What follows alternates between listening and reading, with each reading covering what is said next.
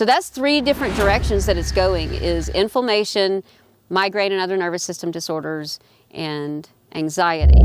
Amanita muscaria is a misunderstood mushroom, but we are going to try to change that with this relatively unstructured discussion and definitely atypical Stone Age man video here today. I hope you enjoy this chat, but before I get into it, let me start with why I think this is important. And it all stems from the one misconception that it seems most people have. Look but don't touch. And that makes me sad, because if there's anything the world needs to be touching right now, it's this mushroom and getting familiar with it and not calling it and framing it around its toxicity, because we don't do that with chicken. If you don't cook chicken, it can make you sick. Yeah. And if you down a whole bottle of your medication, it could kill you.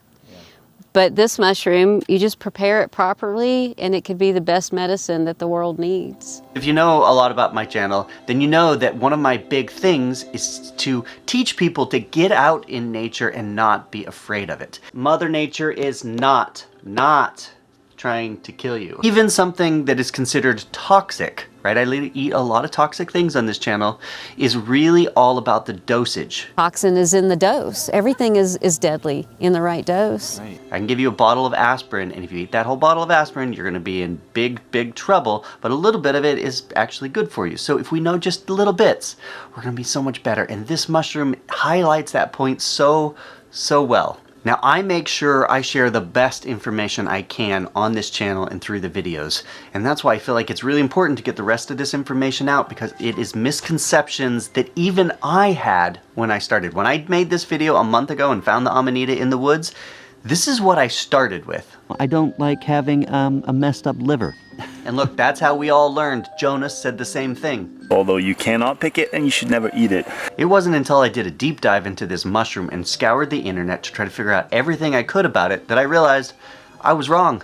I shouldn't have started the video that way, and thank goodness I didn't include it in the final version. Amanita muscaria are my favorite ones. Look how cool this is.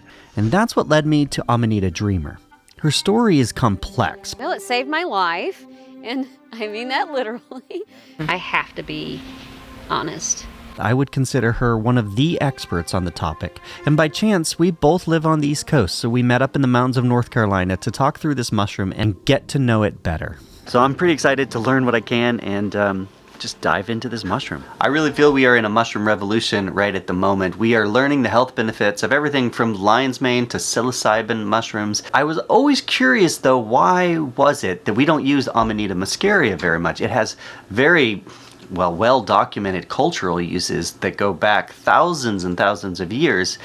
And yet, I couldn't hardly find anybody that uses it. So I wanted to ask Amanita Dreamer specifically about this to get things started. And this one's just sort of the last one to come on board because of some mistakes that were made about 100 years ago. That's the only death that everyone talks about. She's talking about Count Achilles de Vecchi, an Italian diplomat residing in Washington, D.C. in 1897, who got a big batch of mushrooms from a random guy at the market, made a soup, and died from it. The death was attributed to Amanita muscaria, and the warnings were spread by mushroom clubs across the country.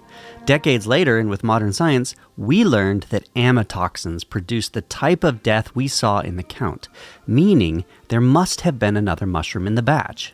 But they believe that mixed in there was one of the deadly ones. Quick mushroom lesson here. These deadly ones have amatoxins. They destroy your liver. Fly agarics do not. Yet, this apprehension for the fly agaric remains in our culture today, which is why Amanita Dreamer is trying to change all of that. She wants us to better understand the 2 main compounds that are in it, ibotenic acid and muscimol. The ibotenic acid, people say it's the more toxic. But more toxic, I think what people are saying is, can start to cause distress in smaller doses. But I don't believe it's any more toxic than muscimol. So the ibotenic acid is sort of the up side of the mushroom. It increases visual acuity and blood, to the muscles, and increases the nervous system, moves things in the upward direction. Right. So too much of it hits those acetylcholine pathways and can send you over into seizures, right? That's the top end when you get too excitable. Okay. So that's not fun. Gastric distress, and throwing up because it follows the toxic pathways to get cleaned out of the body. But muscimol, it's no small thing either, and that's the downside. It hits those GABA receptors the same way that the benzodiazepine drugs do. So it's the turn the volume down deliriant side of this thing. I think because muscimol is more forgiving. Right. You can, if you do your conversion, ibotenic acid muscimol, and you can do a full conversion and take just the muscimol, it's much more forgiving in dose before you reach levels that are unpleasant. The chemistry of this mushroom to me seems to be one of the biggest problems. I'm a scientist, I like to know exactly what is in things, but here you have a cap. And in that cap you have ibotenic acid and muscimol, and those two things act differently on the brain. How are you going to know what is in any one cap, especially with the variety out there? There's no statement you can make about how strong any muscaroid is, other than you don't know, and it varies widely. And people say, aren't the European ones stronger? And you can't make those statements about them. They are elusive that way, and that's kind of why I like them. One of the things I noticed is there is a lot of variation in the color of these dried caps.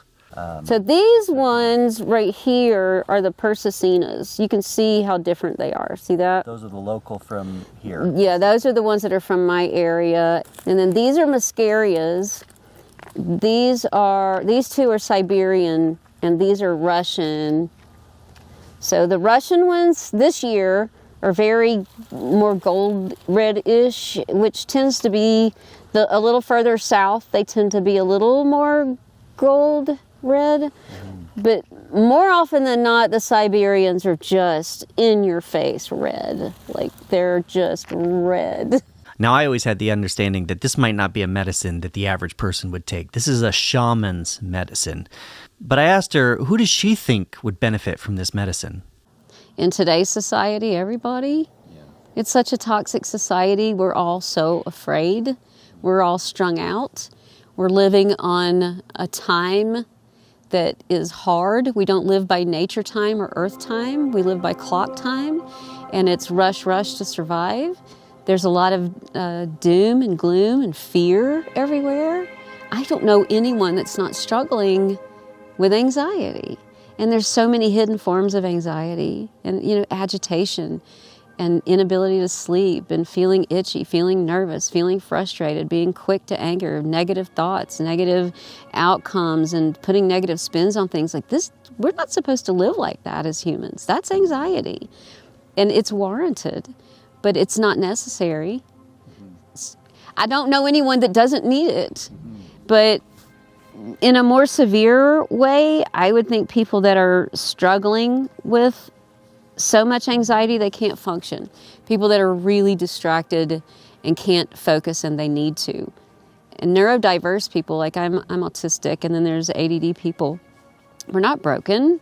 We just don't function the way society wants us to function, or that we need to function to be able to put a roof over our heads and food in our mouth.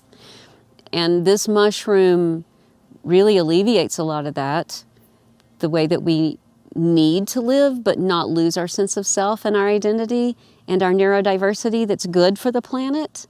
And it's helped me find a way to navigate the world through my neurodiversity, still be me, but not with the anxiety anymore. At this stage, I was just wondering, why isn't it that we don't just convert all of the ibotenic acid to muscimol? Why have this mix?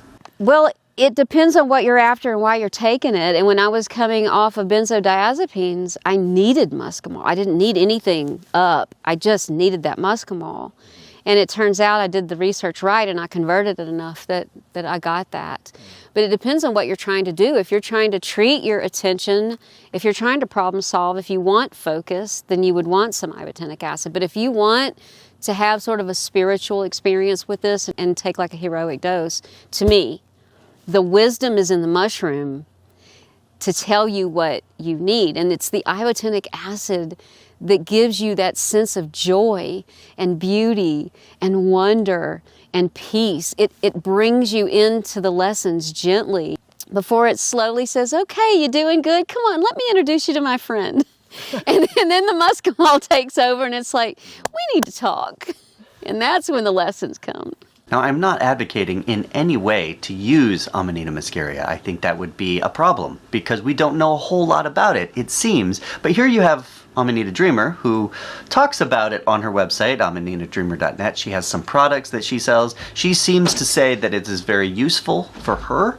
But this brought me to my big question, which is what does science tell us about this mushroom and the traditional uses of it? Well, we use the lore to sort of give us information about where we can go with the science, you know. But the science is the thing to look at. That's how we know what's safe to do and safe to use. The more I read the lore and traditional use, the more I know that that's actually where we need to be going with this. I am a scientist, and before I can tell you something definitively, I'm going to look at the science first. Otherwise, I'm going to preface it with, this is simply anecdotal information. This is what the lore says or traditional use says. She's talking here about the fact that one traditional use is to make fat-soluble compounds out of them. She's been exploring a lot of this herself, and just this week, a company out of Canada tested these compounds and found that these extracts can inhibit human connective tissue mast cell activation. In other words, it helps with inflammation. But the science doesn't stop there. There's a corporation right now doing human clinical trials to, first of all, get it designated as safe for human consumption. The FDA has to say that. And then their second round of clinical trials are going to be for anxiety, PTSD, that kind of thing, which I know that they'll get that. We don't know 100%, but I feel confident in their ability to get that. So that's 3 different directions that it's going, is inflammation, migraine and other nervous system disorders, and anxiety. I believe that this will be an equally complex medicine, if not more complex, and have many layers to it, not just ibotenic acid and muscimol. And it will have many methods of delivery, and it will work on many different parts of the body, including the endocannabinoid system, because there's crossover there. I just don't know what it is. So I want science, and there's very little. Thanks everybody for watching that short. I have to give a big thank you to Amanita Dreamer, who you can find out more about at amanitadreamer.net. She has a whole bunch of videos that talk about how she uses and has discovered this mushroom herself. You can also watch the extended interview on my Patreon, which I think some of you may find very fascinating. I just feel like maybe this isn't the place to put that because I wanted to keep things condensed here. And by supporting my Patreon at a couple dollars a month, you support this outreach that I'm trying to do, basically diving into topics that are not well understood but could really give us tremendous value. So I thank all my patrons who are there already. Thank you for diving into this channel with me, and hopefully we'll see you in the next one very soon. Could be like, here's how to maybe start.